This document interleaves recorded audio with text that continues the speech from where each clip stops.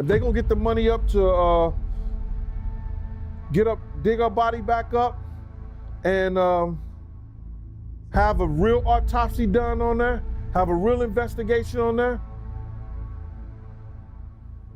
who's it gonna hurt? I didn't know Cassie, but I knew somebody who was going through the same thing she was going through, and that was Kim Porter. Kim was fine the day before and the day of her death, and then now she found in the bed dead from pneumonia.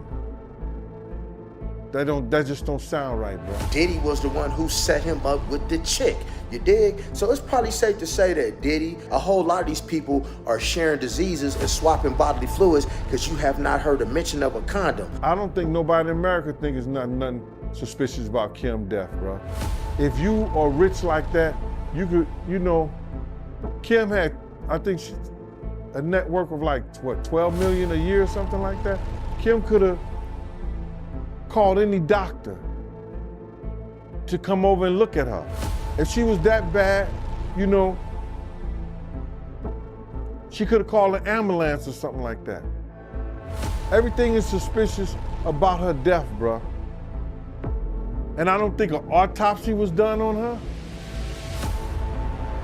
And if it was, Gene Deal asked the question Hollywood prays no one ever utters. If Kim Porter's body were exhumed, who would it destroy? The answer, everyone. Her death wasn't pneumonia, it was silence. A silence sculpted by powerful hands, stitched together with influence, and wrapped around her corpse like a shroud. What the world was told was natural, was anything but. It was theater, a performance staged to hide a crime so devastating it could have shattered the foundations of the entertainment empire built around Sean Combs. The same machine that had nearly erased Cassie, that had chewed through so many others, had already claimed Kim. Her body itself was evidence, a vault of truths that could never be allowed to reach daylight. And the one safeguard, the autopsy, never happened. Or worse, it was deliberately suppressed. What Kim carried wasn't just illness, it was proof. Proof of corruption, abuse, and biological terror. Proof that could dismantle an empire and reveal the deadliest secret hip-hop has ever concealed. Kim Porter says she dumped Diddy. I feel like, in a statement to the TV show The Insider, she says she decided to end what she calls her on-again, off-again relationship with Sean Diddy Combs. She says it was in the best interest of both them and their family. Kim Porter once told The Insider she left Diddy. She called their relationship an on-again, off-again storm she finally chose to end for the sake of her family. But what the media captured as romance was something far darker. Each reunion wasn't reconciliation, it was coercion. Every time she tried to walk away, the force of his reach pulled her back in. Headlines spun the tale of love and heartbreak, but behind the glossy photos and smiling interviews was a woman trapped in a cycle. This wasn't love. It was captivity dressed up as celebrity gossip. And what no magazine dared print was the violence that made leaving not just difficult, but nearly impossible. I know Kim got tired. That's why she took that corkscrew and ripped his damn arm out. Tried to rip his arm off for putting his hands on him. I know she was tired.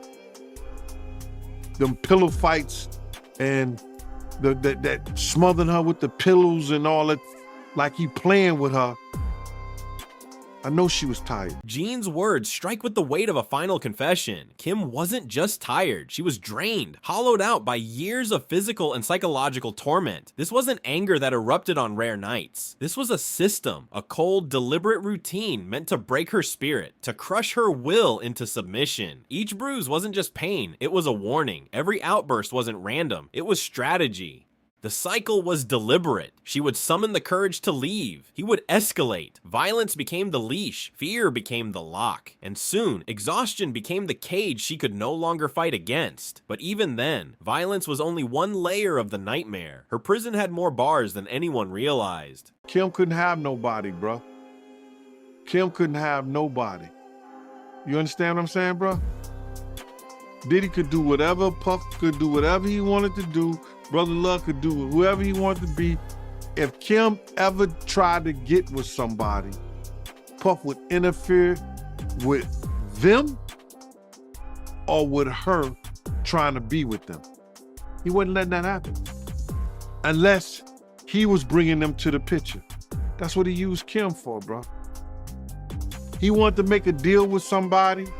He'll get another girl and a guy that he's trying to make a deal with, and him and Kim, they all party together. Man, he used Kim for that bro. Behind closed doors, Kim wasn't just a girlfriend. She was an asset, used as leverage, paraded as bait in business negotiations, a bargaining chip disguised as love. Every deal tightened the chains. Every contract made escape harder. And when she resisted, violence reminded her of the cost of defiance. She wasn't free to walk away. She wasn't simply abused. She was trafficked in the shadows of boardrooms and backstages. Her silence wasn't voluntary. It was engineered, enforced not only by fists, but by money, influence, and a network of powerful men who benefited from her compliance. And when her life ended, the investigation didn't collapse by accident. It was dismantled on purpose, sabotaged before it ever began. You gotta realize, man, Kim's death wasn't even investigated, bro. Her death wasn't even investigated. And it should have been a proper investigation so all the family members can feel like that there was no foul play in her death. How is it that you know how we are as a people? I don't believe that 10% of your viewers that's watching this don't keep their phone when they go to sleep in arm reach. How is it that there was no electronic products or gadgets around Kim's bed? Her laptop missing, her cell phone's missing. Everything is missing that she could get in touch with her little girls if they not at home or her friends or family. All that's missing. How is it that, and this is her say,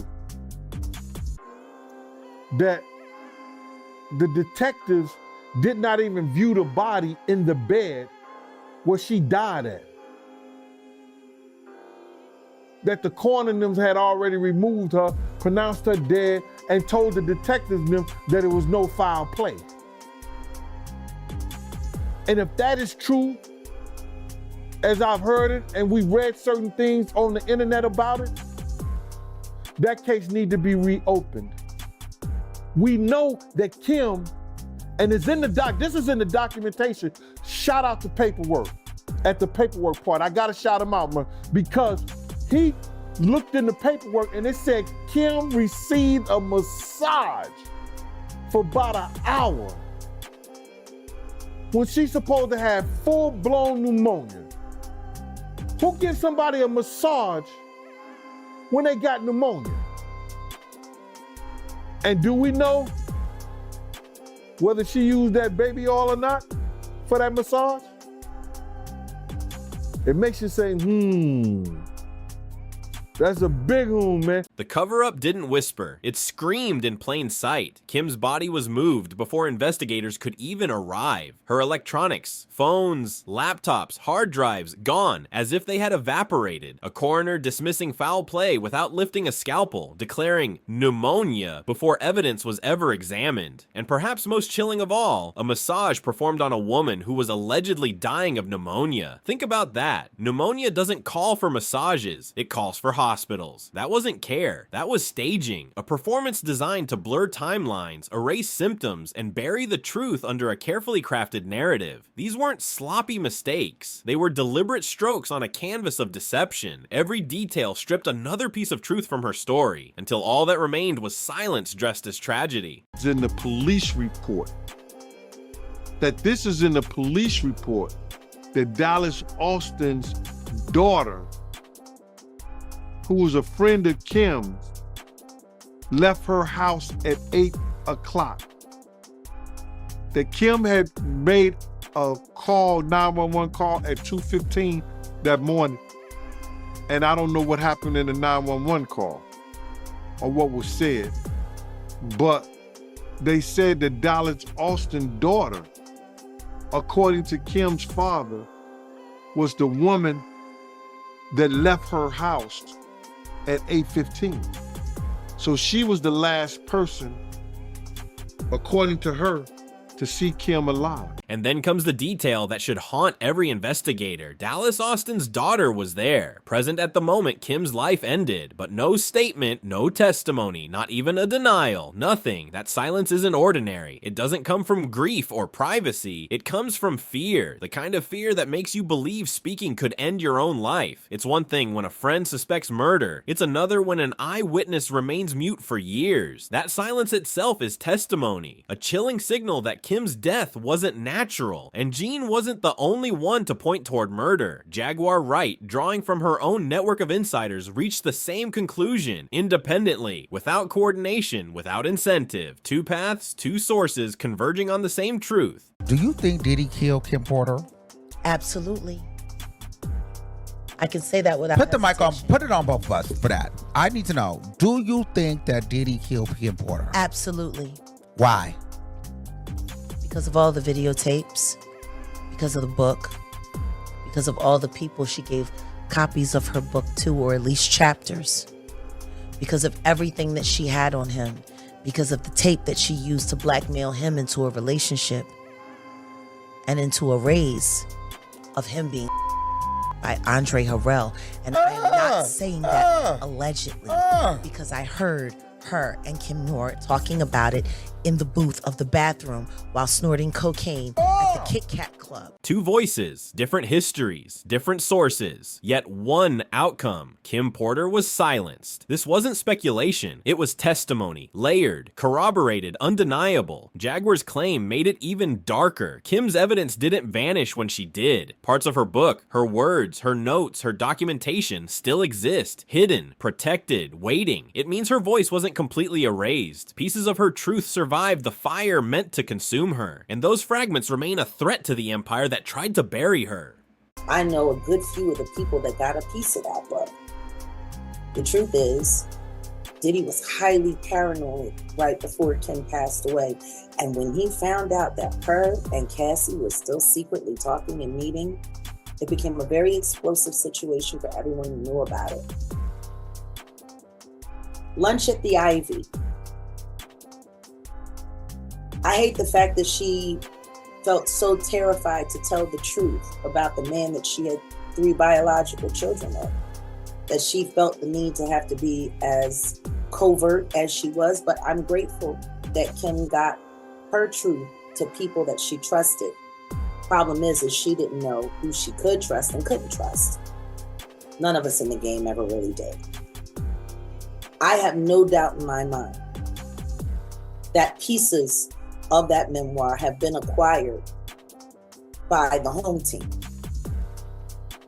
and that bad actors were incorporated so that they could put just enough spin to create reasonable doubt in the jury pool. It's a smart play. Kim wasn't silent in her final days. She was writing, documenting, comparing her experiences with Cassie's, connecting dots across years of control and abuse. She was building a record that could not be ignored. The timing is undeniable. Just as her notes began to form a story, just as the puzzle started to take shape, her life ended. That isn't coincidence. That's execution. Jaguar's final claim pulls the lens back even further. Kim's death wasn't just about silencing her, it was about preventing the exposure of a much darker system, a machine designed to eliminate witnesses before their words could reach the light.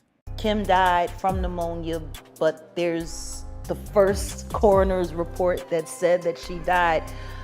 It was ruled a homicide, and they found toxins in her body to prove that she had been poisoned. You know, they have poisons that create heart attack and pneumonia-like symptoms. And then right after that, Al had a meeting, and I was gonna meet up with him because we were in Vegas, and then the next thing you know,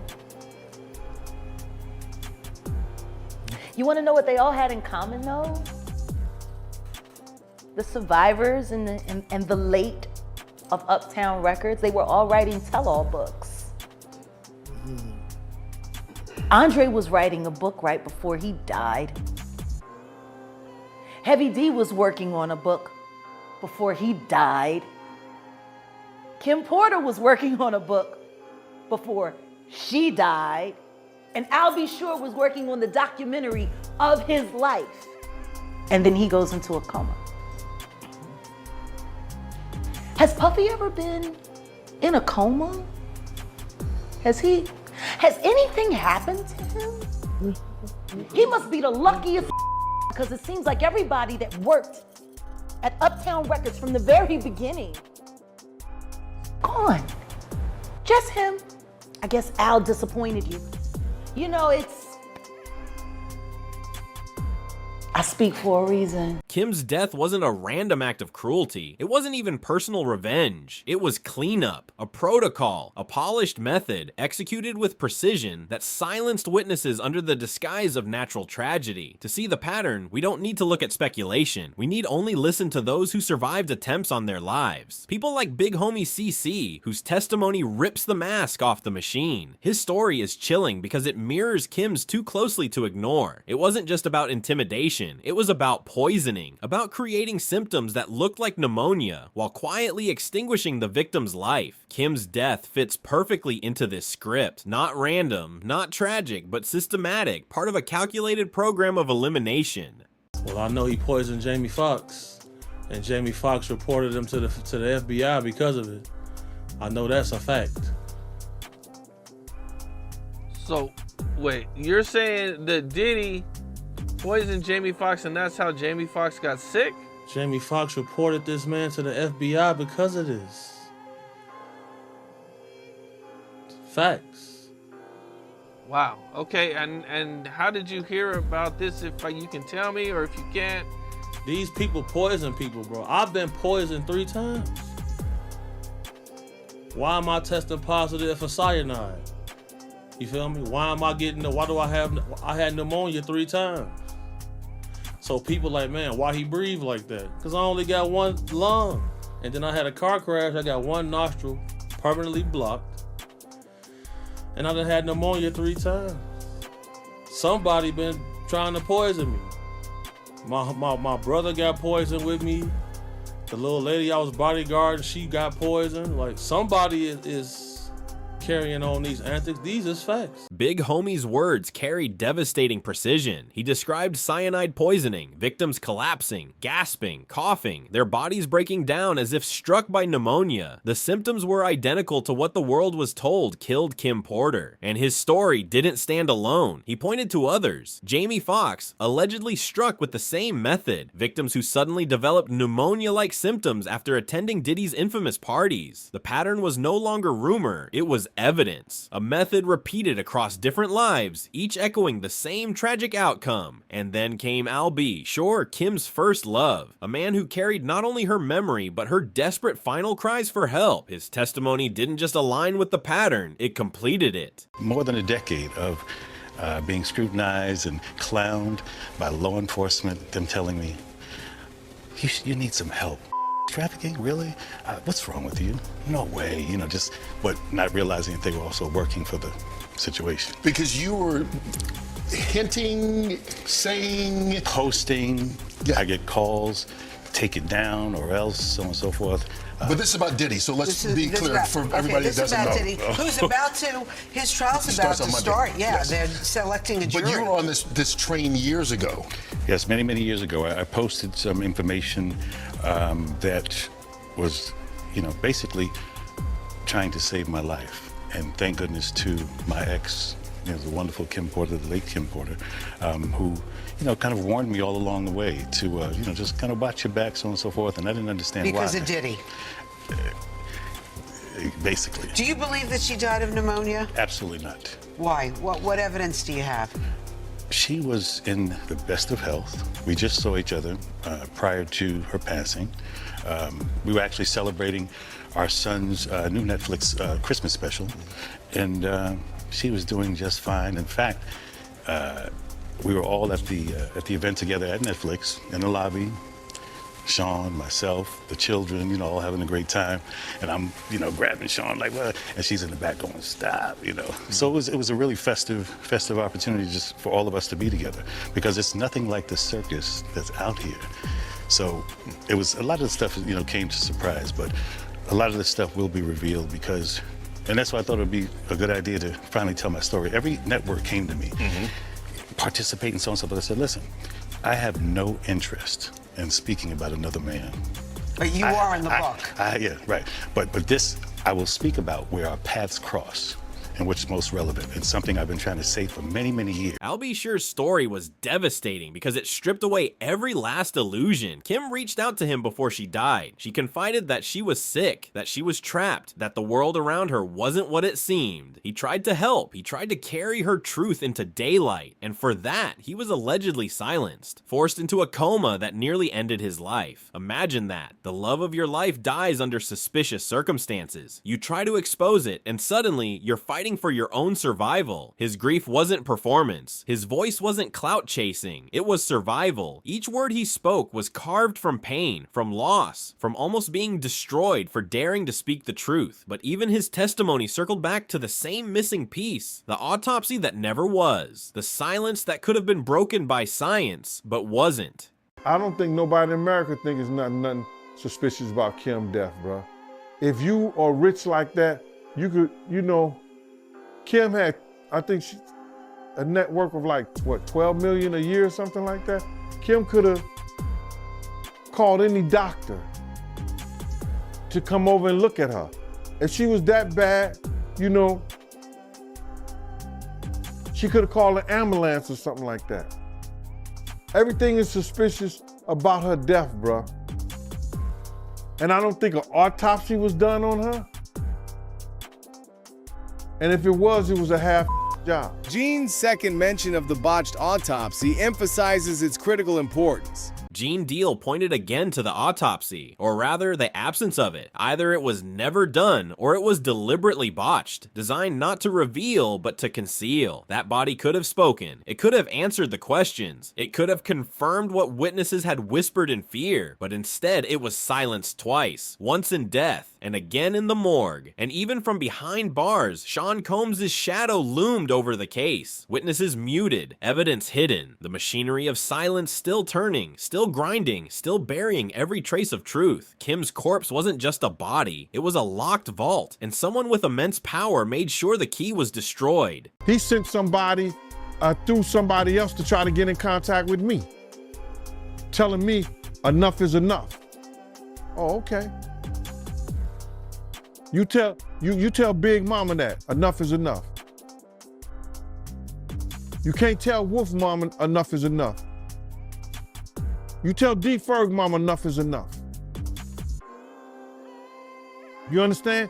You tell all those people who supported you and they survivors, enough is enough. Even prison bars couldn't stop the machinery of silence. From inside, Sean Combs still held invisible strings. Witnesses were muted, evidence quietly buried, and those who dared to speak found themselves either discredited, threatened, or erased from the conversation altogether. Kim Porter's death wasn't just a headline. It was the most dangerous secret in Hollywood. The missing autopsy wasn't paperwork lost in bureaucracy. It was the smoking gun, proof of something bigger than a single murder, proof of a biological weapon dressed up as romance, unleashed as punishment. And then Jaguar Wright detonated the nuclear claim, the kind of revelation that transforms suspicion into horror. He actually caught HIV, having a lot of women. Oh yeah, let's just go down the rabbit hole of all of his sins. I'm just saying. You want to know what's wild about that though? He faced that head up. He did. And he didn't stop. And he didn't stop doing what he's done. He an advocate. Now he did that. And period. Listen to me. He faced that head up. How many dudes is running around undetectable, G? Come on. In the game.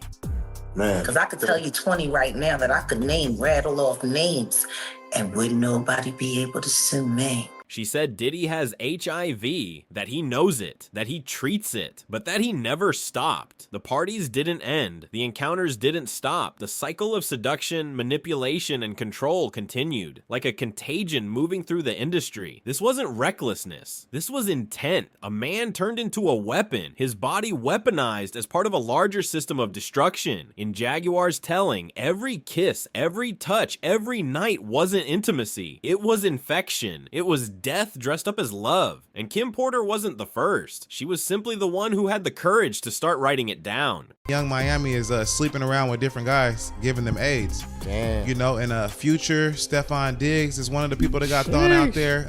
You know, she was with Diddy. Young Miami became the proof. According to claims, she too was allegedly infected, and yet she remained caught in the cycle, present at parties, seen at his side, part of the machinery that fed on silence and survival. Kim's death in that light wasn't random, it was damage control, a desperate attempt to contain what could have unraveled decades of destruction. But the blueprint for this didn't begin with Kim. It had been written long before her. Bad Boy Records wasn't just a label, it was a factory of silence, a machine that had already devoured lives before hers. His wife, she revealed that he died of AIDS.